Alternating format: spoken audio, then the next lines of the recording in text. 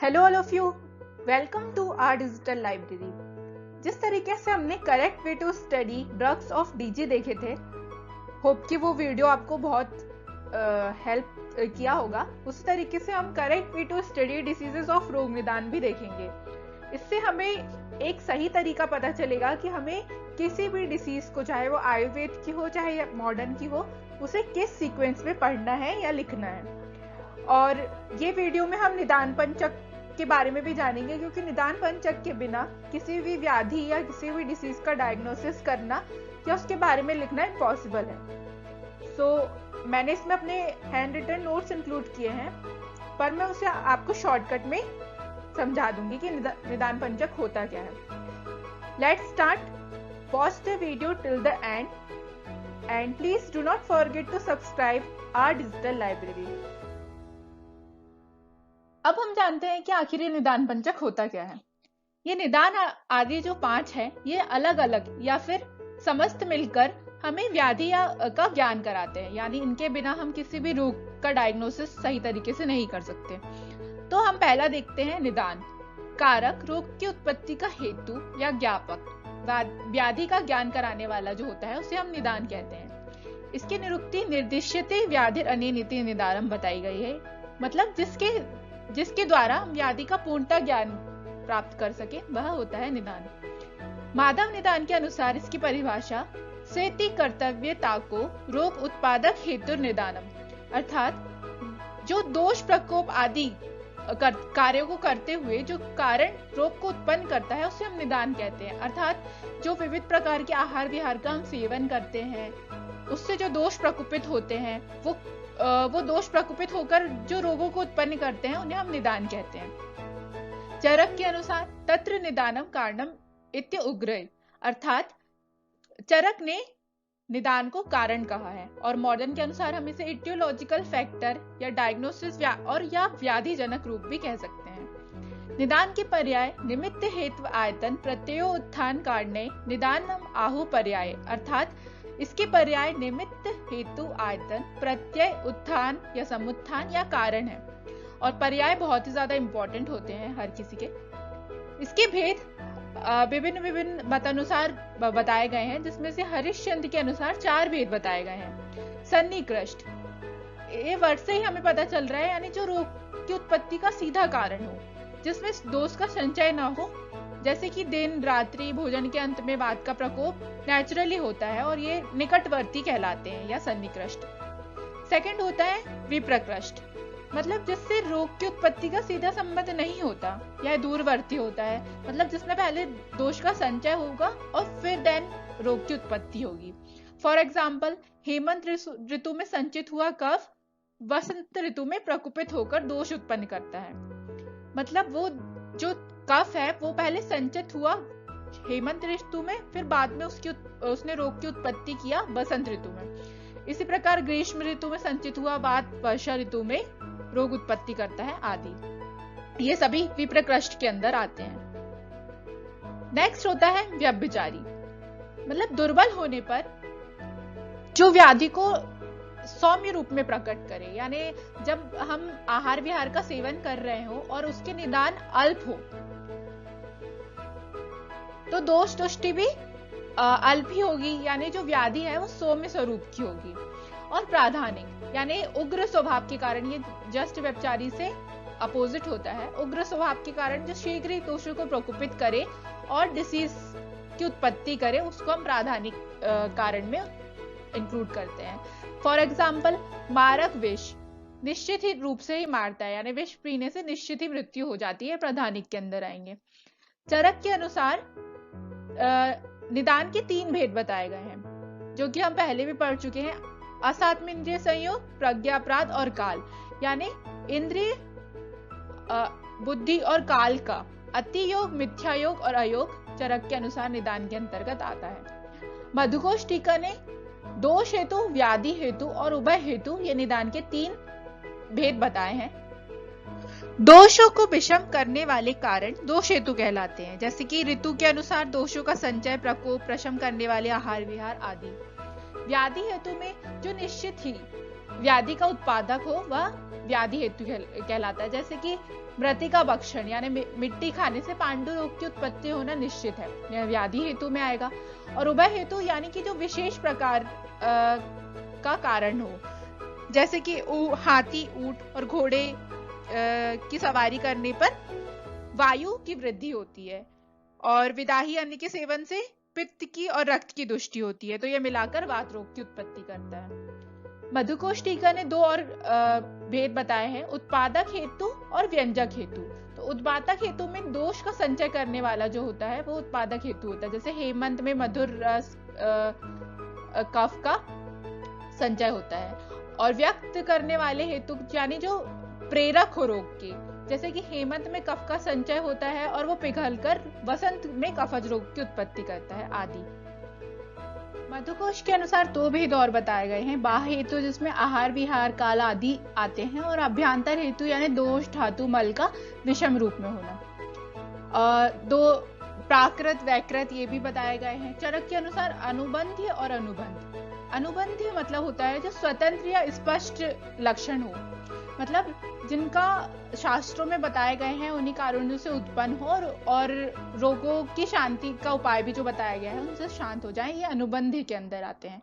और अनुबंध इससे जस्ट विपरीत होता है, जो अस्वतंत्र लक्षण होते हैं, जो अपने हेतु से प्रकोपित नहीं होते और उन्हीं की चिकित्सा से भी ठीक नहीं होते, वो अनुबंध के अंदर आते हैं। आशय अपकर्ष और आशय अपकर्ष भेद से दोष जब अपने प्राकृत स्थान पर रहते हुए खुद प्रकोपित नहीं होते, लेकिन प्रकोपित वायु द्वारा अन्य स्थान पर ले जाकर दोष उत्पत्ति करते हैं, यह आशयपकर्ष और आशयपकर्ष के अंदर आता है। गति भेद से प्राकृत वैकृत, ऊर्ध्व गति, अधः गति, तिर्यक गति, और मार्ग भेद से बाह्य रोग मार्ग, मध्यम और अभ्यंतर रोग मार्ग आदि निदान के भेद के अंदर बताए गए हैं। नेक्स्ट टॉपिक आता है हमारा पूर्व रूप, जो कि स्थान संशय अवस्था में हमने पढ़ा था षट क्रिया काल की, वहां पर व्यक्त होते हैं। इनको हम प्रोड्रोमल सिम्टम या फिर प्रीमॉनिटरी साइन के रूप में जानते हैं। परिभाषा: पूर्व रूपम प्राग उत्पत्ति लक्षणम व्याधे, अर्थात चरक निदान स्थान में कहा गया है व्याधि की उत्पत्ति के पूर्व जो लक्षण होते हैं उन्हें हम पूर्व रूप कहते हैं। मतलब व्याधि उत्पन्न होने के पूर्व जो हमें उसके लक्षण के समूह दिख रहे हैं वो पूर्व रूप कहलाते हैं। इसके मधुकोश टीकाकार ने 2 भेद बताए हैं, सामान्य पूर्व रूप और विशेष पूर्व रूप। सामान्य पूर्व रूप यानी जो जनरल साइन है, दोष संपुष्ण होने पर जो स्टार्टिंग के स्टेज में हमें पूर्व रूप दिखाई दे रहे हैं वो सामान्य पूर्व रूप के अंदर आते हैं। मतलब जैसे कि ज्वर के श्रम आदि सामान्य पूर्व रूप मिलने पर वात आदि भेद का ज्ञान नहीं किया जा सकता, यानी सामान्य पूर्व रूप से हम स्पेशल जो डिसीज का टाइप है उसका ज्ञान हम नहीं कर सकते। चक्रपाणी ने व्याधि व्यक्तम रूपम इसे कहा है, यानी यह भावी रोग का सूचक या अव्यक्त स्वरूप वाला पूर्व रूप है।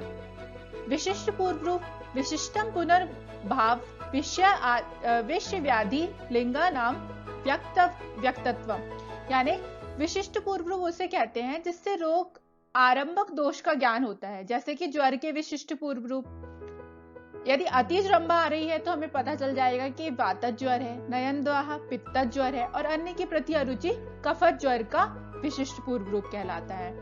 बागभट्ट के अनुसार दोष सम्मोचनार्थक पूर्व रूप और अदृष्ट पूर्व रूप, यानी जैसे पूर्व में बताया गया है कि अन्नपान में मक्षिका, गुण तृण आदि का दिखाई देना अदृष्ट पूर्व रूप का उदाहरण है। अरुणदत्त ने शारीर, मानस और शरीर और मानस सम्मिलित पूर्व रूप बताए हैं। मतलब जो शरीर में दिखे जम्बा, नयन में दाह आदि शारीरिक, मानस यानी अर्ति, बालस्तु से द्वेष, और शरीर और मानस सम्मिलित में दोनों शीतवात, आतप और शीत पदार्थों की बार बार इच्छा होना आदि बताए गए हैं। थर्ड पॉइंट आता है व्याधि के रूप, यानी जिनको हम सिम्टम्स कहते हैं।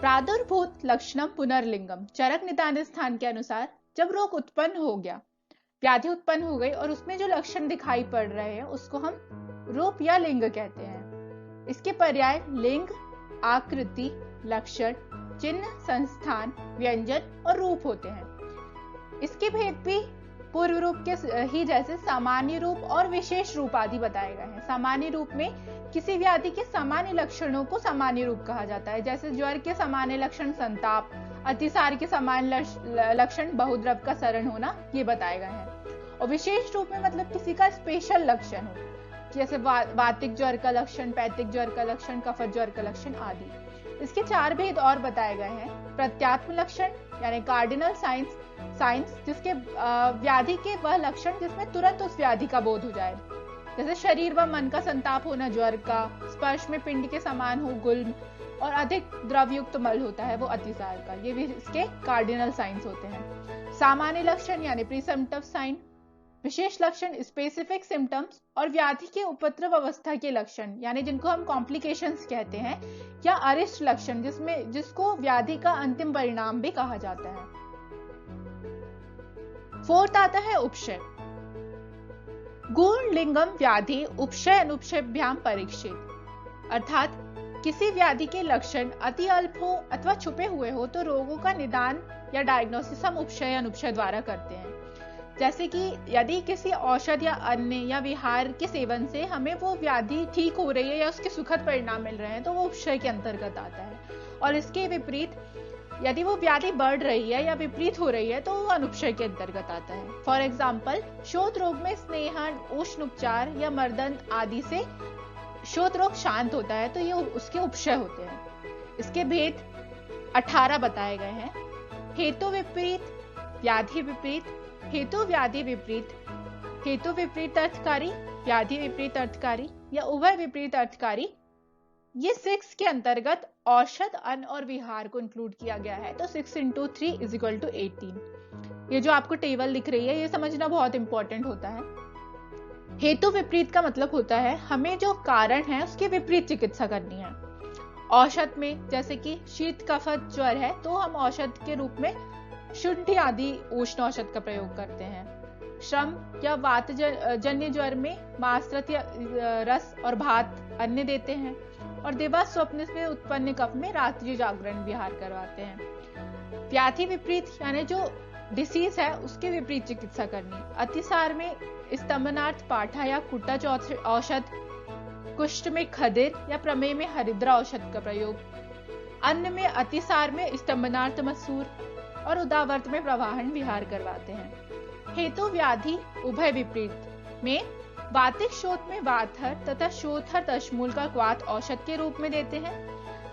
वात कफजन्य ग्रहणी में तक्र तथा पित्तज में दुग्ध, शीतजन्य वात ज्वर में पेया का अन्य रूप में देते हैं। और स्निग्ध पदार्थों के सेवन और दिवा स्वप्न से उत्पन्न तंद्रा में रूक्ष रात्रि जागरण करवाते हैं या विहार के अंतर्गत आता है। मतलब इन सब में हम विपरीत चिकित्सा कर रहे हैं। और अर्थकारी का मतलब होता है उसके समान उपयोग करना। जैसे कि हेतु विपरीत अर्थकारी यानी जो जिस कारण से डिसीज उत्पन्न हुई है हम उसी को समान औषध, अन्न और विहार का उपयोग कर रहे हैं। जैसे कि पित्त प्रधान व्रण में उष्ण उपनाह का प्रयोग, पित्त खुद ही उष्ण होता है और उसमें ही हम उष्ण उपनाह का प्रयोग कराते हैं।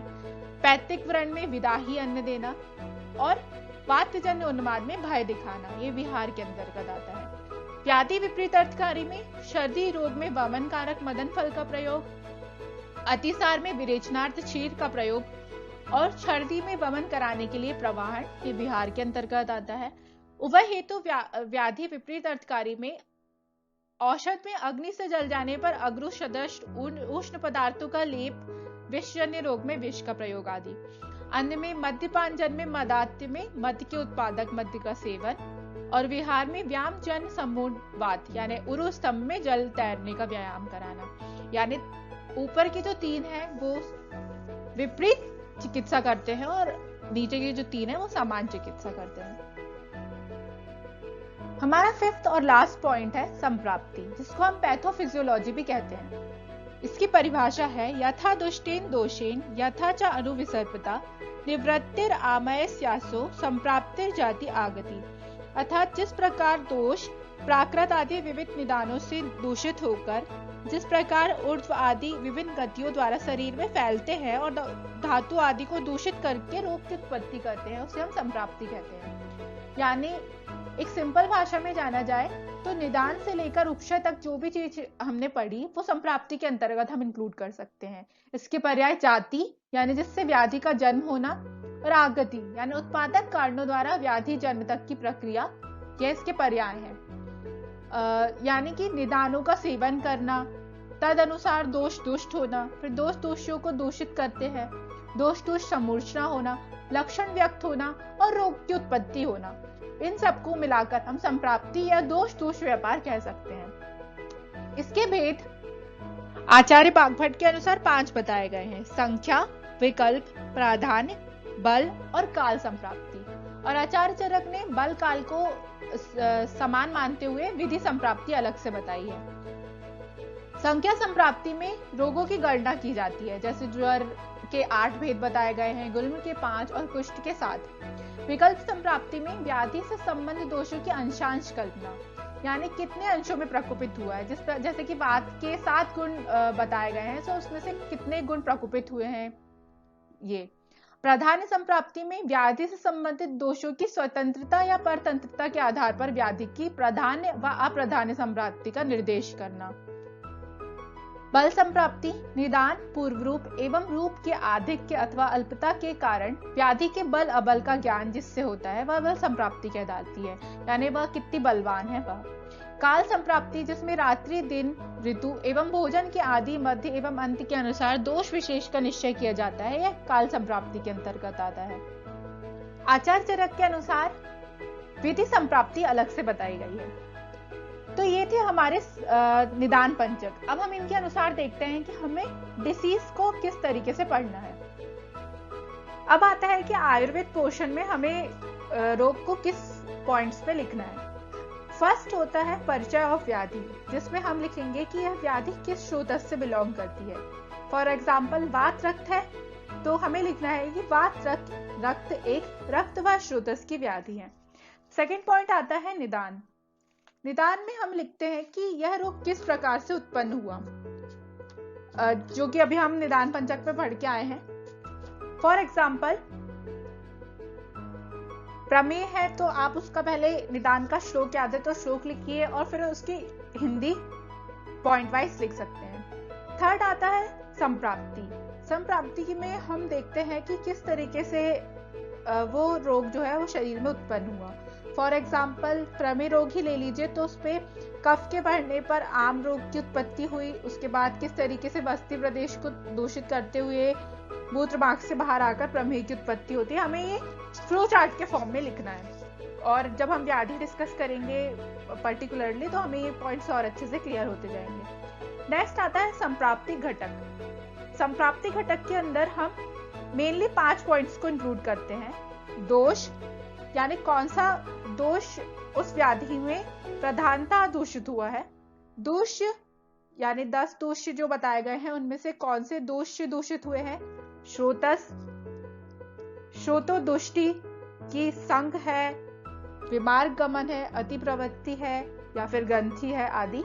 और अग्नि, अग्निमंद हुई है या वृद्ध हुई है, ये पॉइंट्स हम संप्राप्ति घटक के अंदर इंक्लूड करते हैं। फिर नेक्स्ट आता है कि उस व्याधि के भेद या प्रकार बताए गए हैं। जैसे मधुमेह में कफज प्रमेय है तो उसके 10 भेद बताए गए हैं, पित्तज के 6 और वातज के 4, इस प्रकार से। फिर हम लिखते हैं उस व्याधि का पूर्व रूप, यानी उसमें क्या क्या पूर्व रूप या लक्षण दिखाई पड़ रहे हैं। और फिर आता है सामान्य लक्षण और रूप। इन सब पॉइंट्स के अंदर ही हमको आयुर्वेद डिसीज को लिखना है। फॉर मॉडर्न पोर्शन हमें सबसे पहले डिसीज की डेफिनेशन लिखनी है। फॉर एग्जांपल ऑस्टियोआर्थराइटिस है तो it is a degenerative joint disease and some more points we have to discuss. Next point आता है इटियोलॉजी या कॉज, जिसको हम आयुर्वेद में निदान बोल रहे थे कि किन किन कारणों से ये डिसीज हो सकती है। थर्ड आता है पैथोजेनेसिस, जिसको हम संप्राप्ति से कंपेयर कर सकते हैं। इसे भी हमें फ्लो चार्ट के रूप में लिखना है कि हमारी बॉडी में ये डिसीज किस तरीके से उत्पन्न हो रही है। फोर्थ पॉइंट आता है टाइप्स, जैसे डायबिटीज है तो diabetes mellitus type 1, diabetes mellitus type 2, इनके बारे में बताना। देन आता है sign and symptoms.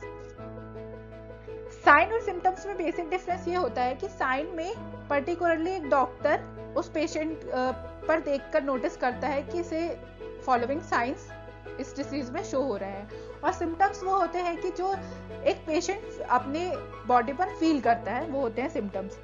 Next and last point आता है इन्वेस्टिगेशन, कि हम उस डिसीज के लिए पर्टिकुलरली क्या इन्वेस्टिगेशन लिखेंगे, क्या टेस्ट लिखेंगे जिससे वो डिसीज है कंफर्मेशन हमें मिल सके।